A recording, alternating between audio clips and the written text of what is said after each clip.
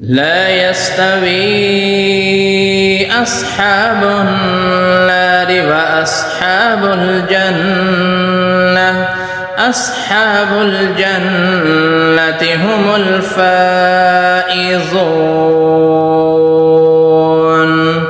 لو أنزلنا هذا القرآن على جبل لرأيته خاشعا متصدعا من خشية الله وتلك الأمثال نضربها للناس لعلهم يتفكرون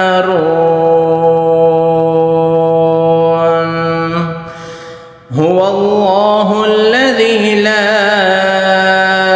إله إلا هو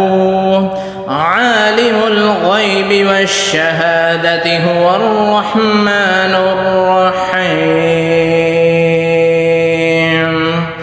هو الله الذي لا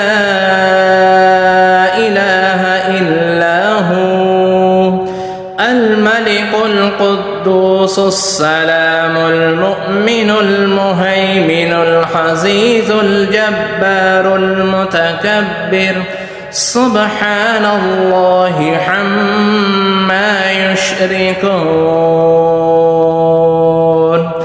هو الله الخالق البارئ المصور له الأسماء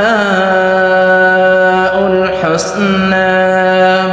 يسبح له ما في السماوات والأرض وهو العزيز الحكيم